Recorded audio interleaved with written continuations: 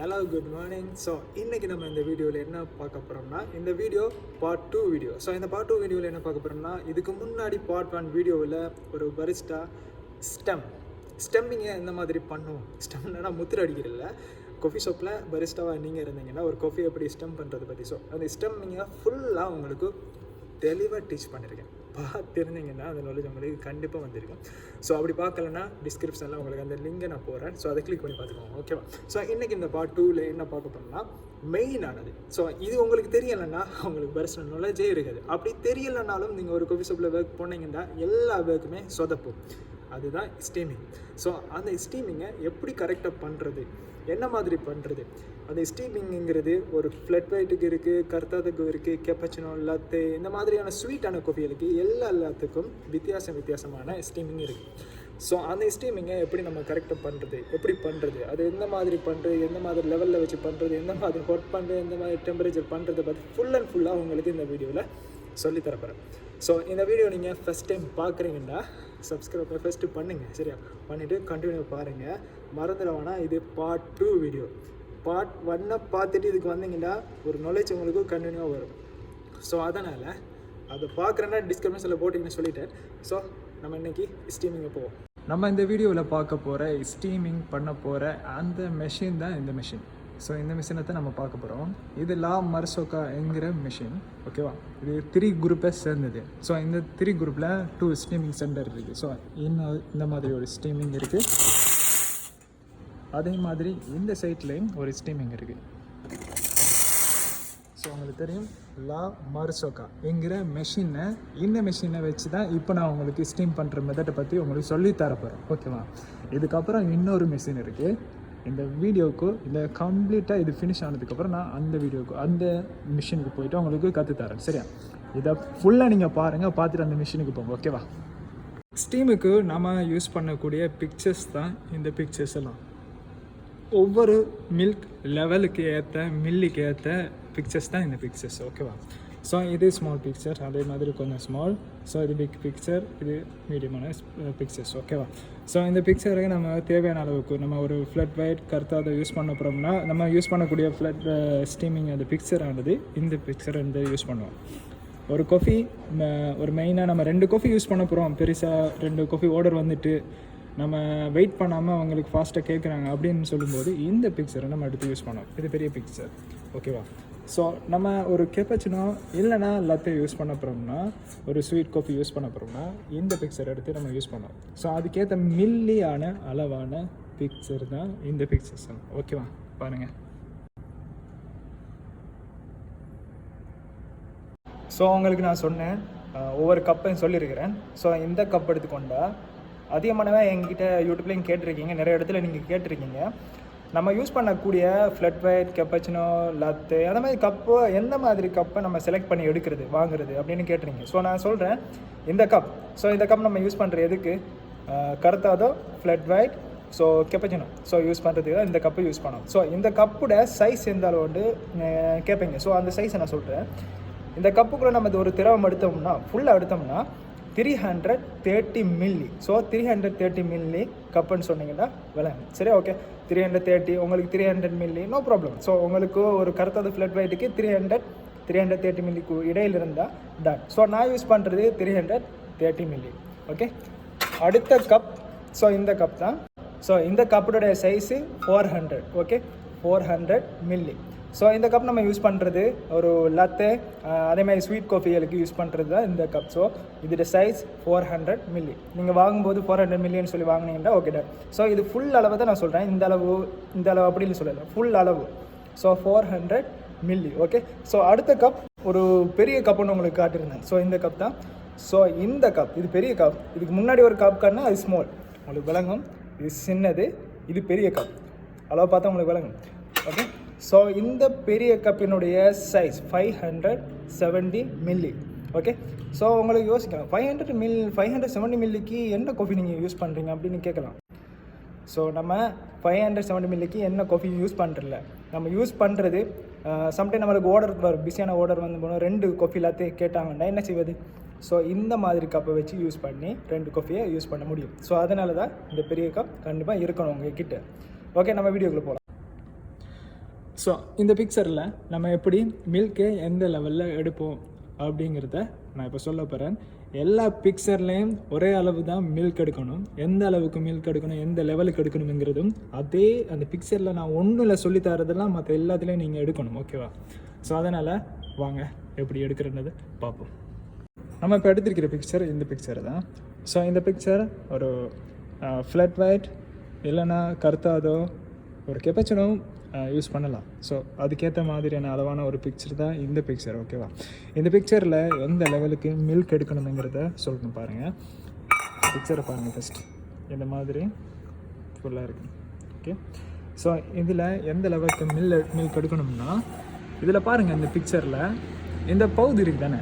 So இந்த பகுதி முடிவு, இந்த ஸ்டார்டிங்லேருந்து இந்த முடி இருந்த ஒரு பகுதி ஒன்று இருக்குது தானே. இந்த பகுதி அளவுக்கு தான் மில்க்கு எடுக்கணும்.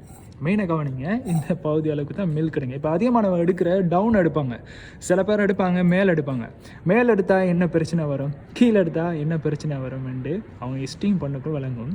அதாவது கீழே எடுத்திங்கன்னா ஓவர் ஃபோம் வரும், மேலே எடுத்திங்கன்னா என்ன வரும்னா, நீங்கள் ஒரு காஃபி பண்ணுறீங்கன்னா அந்த கரெக்டான டெம்பரேச்சர் ஹாட்டு உங்களுக்கு கிடைக்காது. ரொம்ப கம்மியான டெம்பரேச்சர் ஹாட் கிடைக்கும். நீங்கள் ஒரு ஆர்டர் பண்ணி கொடுக்குறீங்கன்னா கம்ப்ளைண்ட் கண்டிப்பாக 100% வரும். ஸோ 100% கம்ப்ளைண்ட் வராமல் பண்ணுறேன்னா நான் சொல்கிறத கவனிங்க. ஓகே, எந்த லெவலுக்கு மில்க் எடுத்துக்கோங்க. எடுத்துகிட்டு இதில் உள்ளுக்கு காட்டுறேன். அதாவது இந்த பகுதி இருக்குது தானே, முடிகிற பகுதி, எந்த லெவலுக்கு தான் மில்க் எடுக்கணும். உங்களுக்கு மில்க்கை ஊற்றி காட்டுறேன் பாருங்களேன். ஸோ பாருங்கள், இந்த லெவலுக்கு தான் நான் ஊற்ற போகிறேன். பாருங்கள்,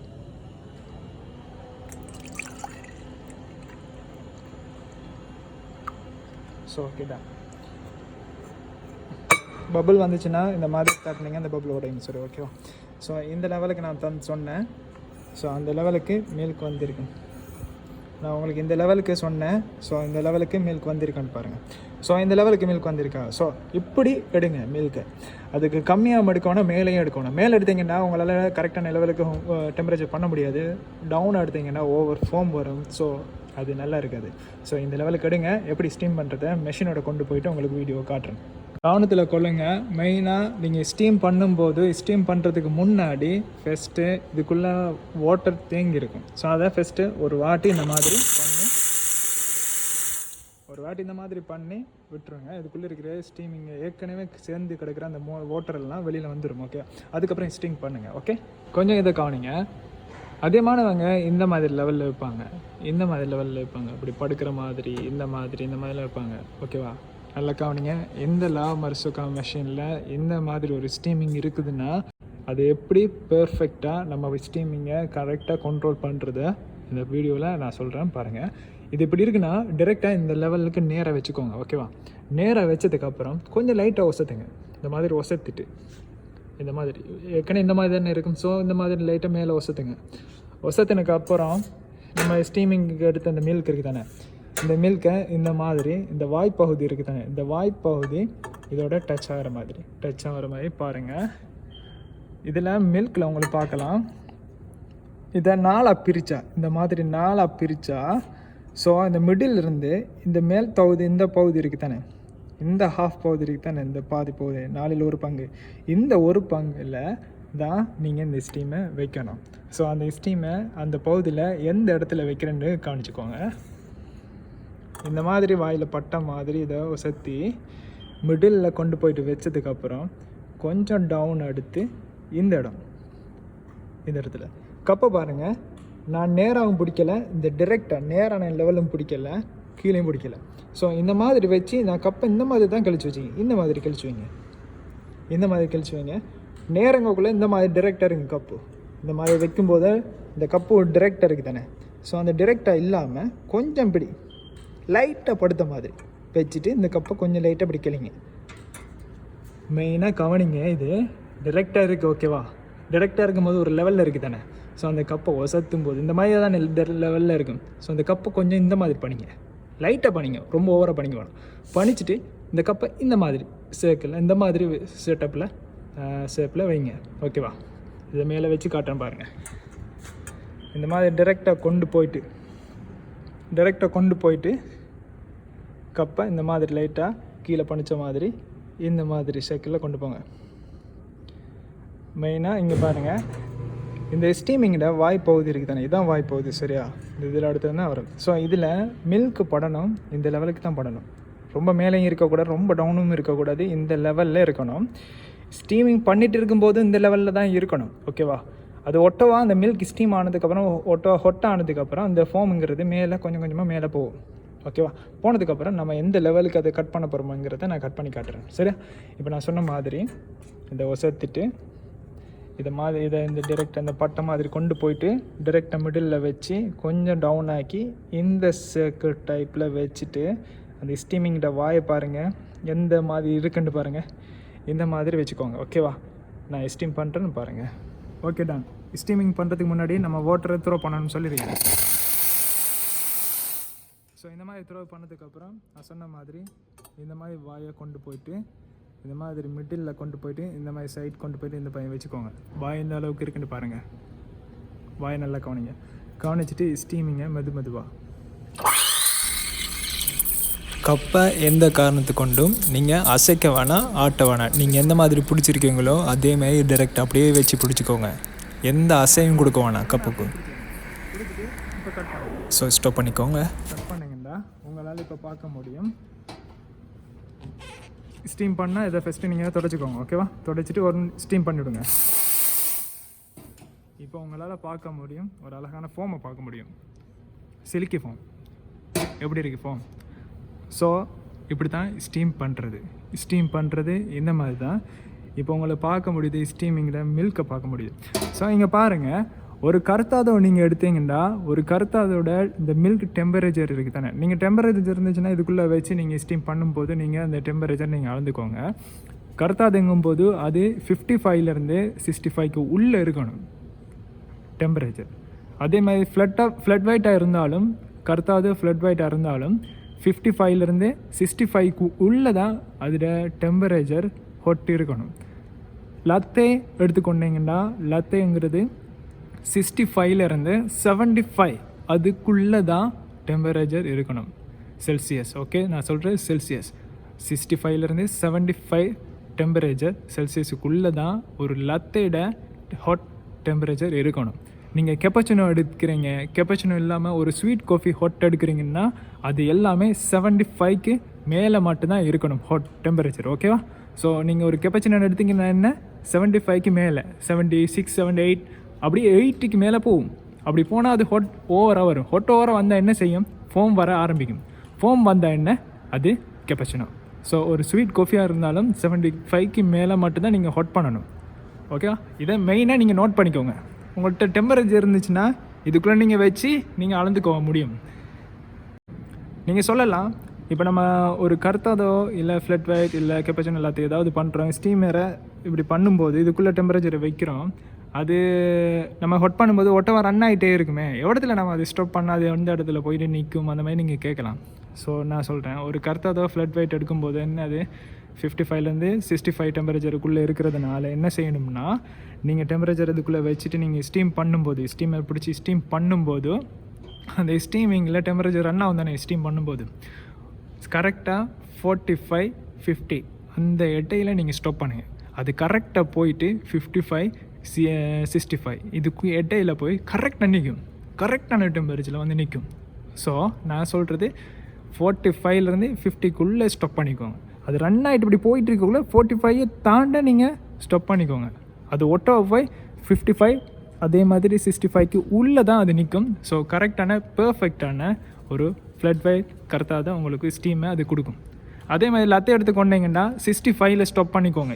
கரெக்டாக 65க்கு உள்ளே நீங்கள் ஸ்டாப் பண்ணிக்கோங்க. அது கரெக்டாக 75க்கு உள்ளே 65க்கு உள்ளே அது நிற்கும்.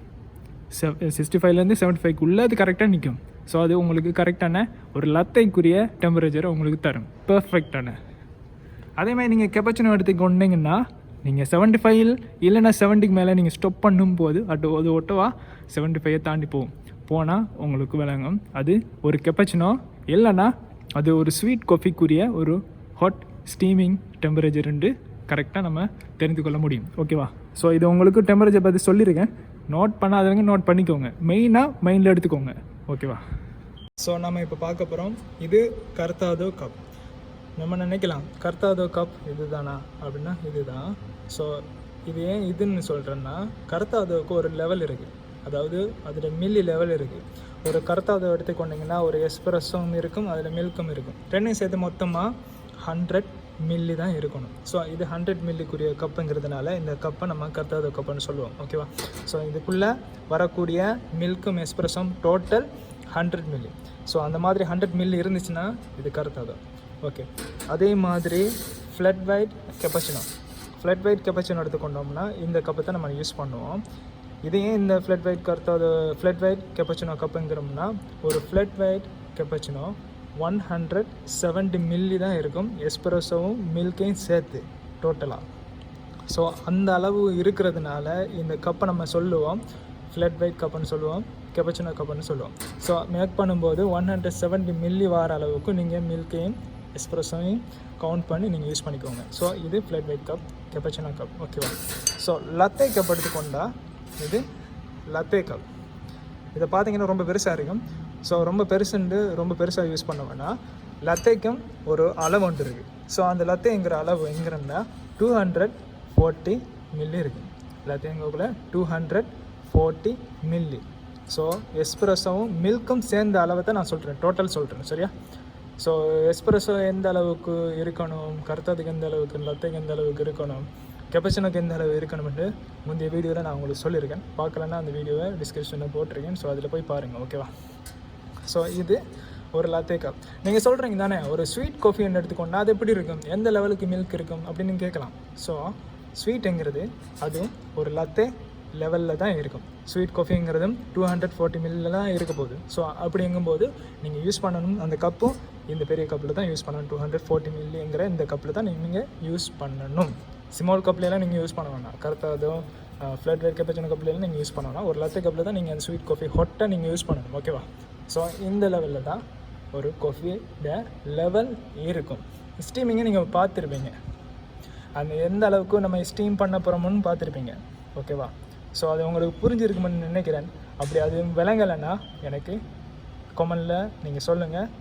இதை விட தெளிவாக இல்லாமல், அதாவது எந்த லெவலில் உங்களுக்கு விளங்கு இல்லையோ அதுக்கு தனித்தனி வீடியோ உங்களுக்கு போடுறேன். ஓகேவா? இவ்வளோ ஸ்டீம் பண்ணி எல்லாம் சொல்லி தந்திருக்கேன். இந்த ஸ்டீமிங்கில் கடைசி அந்த வச்சு அந்த மில்கை நம்ம ஒரு ஆர்ட் வரைஞ்சி பார்ப்போம். என்ன அதையும் பாருங்கள் எப்படி வரைகிறேன்ட்டு. நம்ம மான் வரைஞ்சி பார்ப்போம். என்ன மான் வரையும்.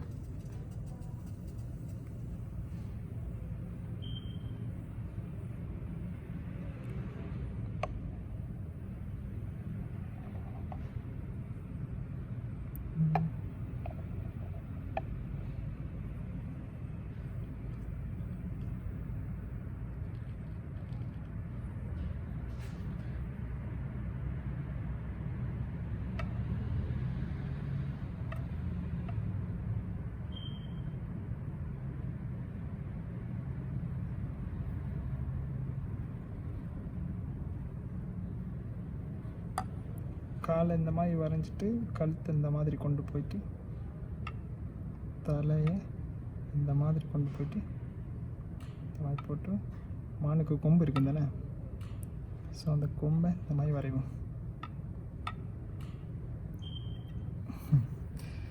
இப்போது மான் வந்துச்சா? ஸோ வீடியோட முடிச்சிடாமல் அந்த வீடியோக்கு கடைசியில் அந்த ஆர்ட்டோட நம்ம முடிப்போம். ஸோ இந்த பார்ட் 2 வீடியோ நீங்கள் பார்க்கலன்னா கண்டினியூவாக பாருங்கள். பார்ட் 1ல் இந்த பார்ட் 2 வீடியோவை நான் மென்ஷன் பண்ணுறேன். ஓகேவா?